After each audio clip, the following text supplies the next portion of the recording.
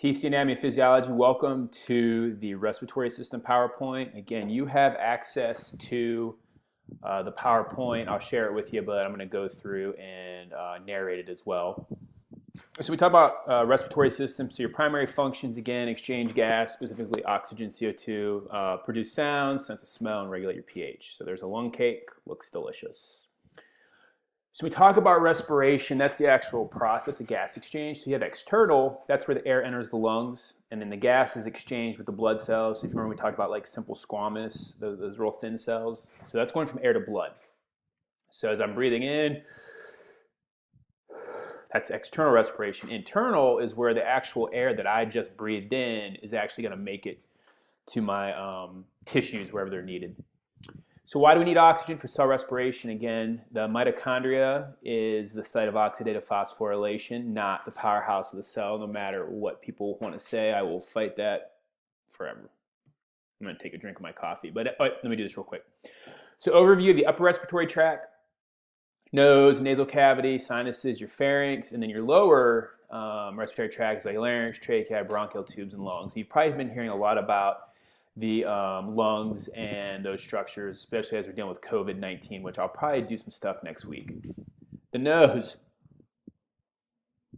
Not sure why Britney Spears is in this PowerPoint, but the nose bones and cartilage support the nose. You got two openings, you got two nostrils, right? You got hairs in there. You've seen those videos where people like put the like wax or whatever in there and they rip out their nose hairs. Not good. Cavity is the space behind the nose, and then your septum is what divides it. So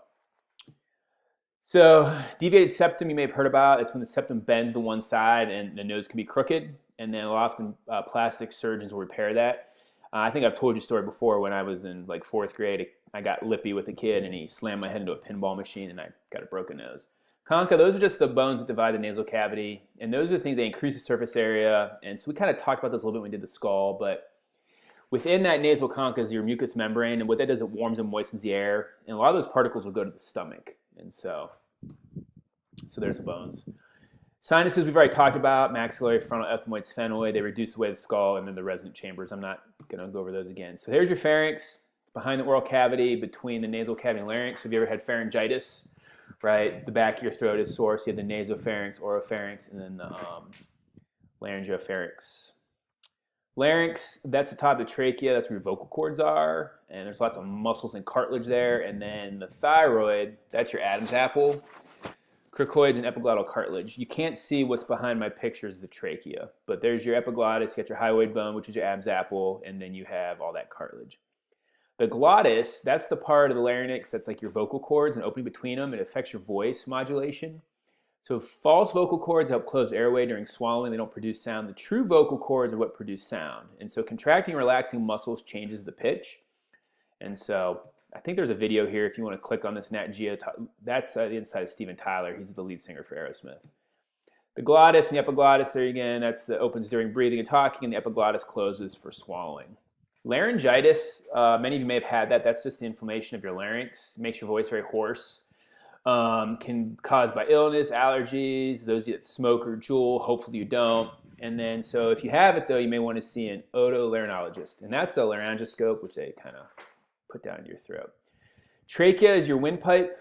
And the trachea, and this is probably during the cat dissection, it's the flexible cartilage that basically leads down to your bronchial tree. And then you go trachea, primary bronchi, secondary, tertiary bronchioles, and they go from large to small. So primary being larger, secondary, then tertiary, and smaller and smaller. And so the bronchioles, those have the air sacs called the alveoli. That's where the gas exchange occurs. And so once we get into the lungs, that's a spongy tissue that sit within the pleural cavity. And then when we're talking about the lungs, you've got lobes. You've got the right lobe and the left lobe. Your right lobe has 3 lobes, right lung has 3 lobes, and the left lobe has 2. There is a cardiac notch, that's where your heart sits, if you make a fist, right? And then there's a fluid there. And so you got your superior, middle, and inferior lobes. Quick quiz you can do on your own. Breathing, how we breathe. So as you can see, that diaphragm contracting.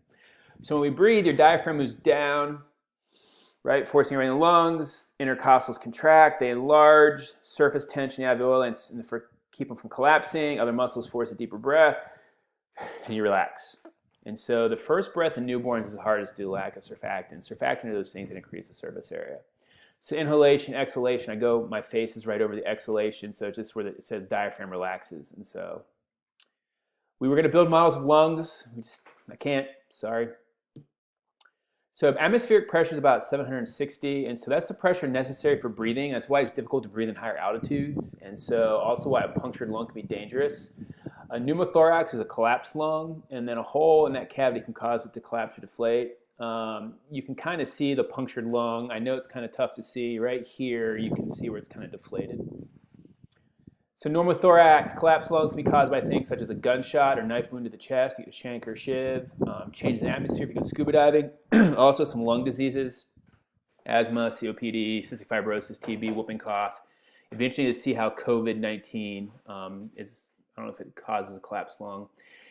Thoracentesis, that's taking out pleural fluid.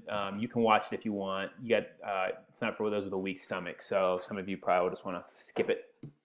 What's effusion? Excuse me, that's just where you get accumulation of fluid. And so you can see that pleural effusion there. If you can see that big white spot right there, that's fluid in the lungs.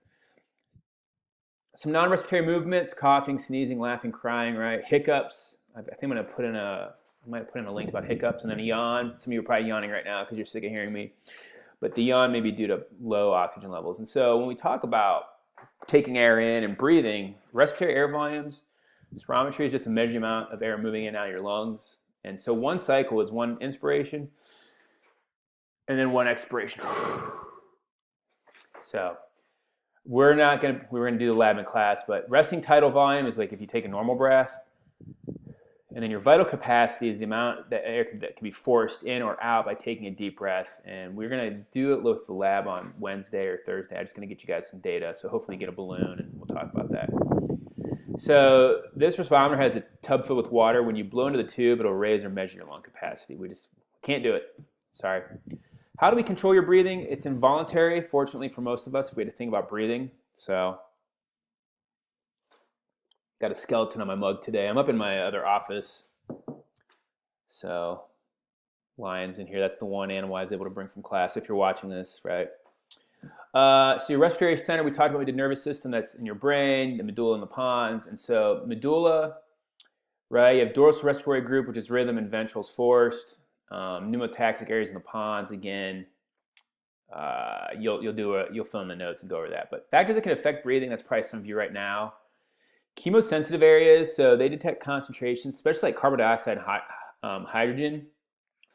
If you have a rise in CO2, that's going to cause breathing rates to change. You have low blood oxygen, going to cause change in breathing rates. Emotional upset, fear, and pain, right? So if you've ever been emotionally upset, been scared, or felt pain, your breathing will be affected. So hyperventilation is what happens. The person hyperventilates, they're increasing their breathing, and they're lowering their CO2 levels, and it's lowering the CO2 concentration. So the idea is by breathing into a bag, so you're breathing that CO2 in and you're breathing it back in. The idea is that it can restore that CO2 to normal concentration.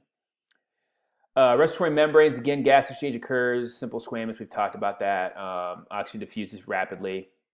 Hypoxia is a disease in which there's a lack of oxygen content, and usually, specifically in the brain, it can lead to cardiac arrest, head trauma. It can be caused by, heart attacks, head trauma, carbon monoxide poisoning, suffocation. Asphyxia is where essentially a condition of severely deficient supply of oxygen, and so asphyxiation is like suffocation. So illnesses related to respiratory system, cystic fibrosis we've talked about, COPD, which is chronic obstructive pulmonary disease.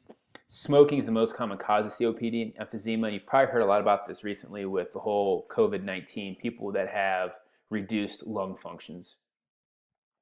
Bronchitis, right? Inflammation of the main air passage. It can be short-lived or it can be chronic, meaning it can last for a long time. But the one that, with those that are smokers, hopefully you stop, or if you jewel, emphysema affects the alveoli. So if you look at those nice healthy lungs, right?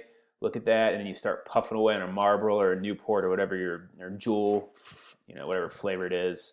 Look at that. Not worth it. Save your money.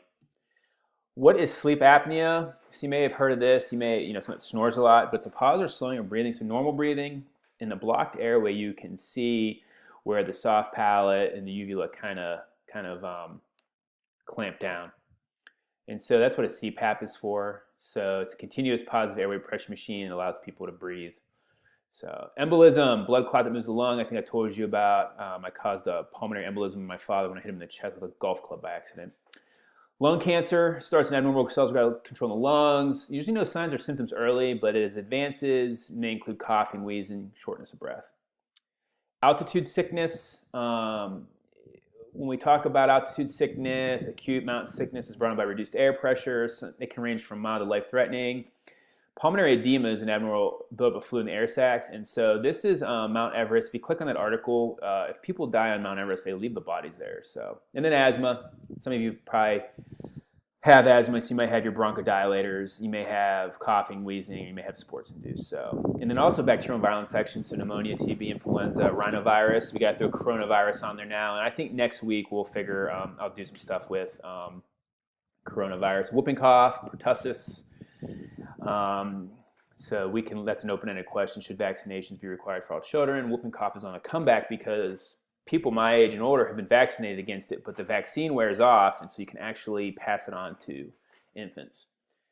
And so if any of you are interested in respiratory therapists, man, they are needing them big time right now with this whole COVID coronavirus thing. And so this was in 2014, but it's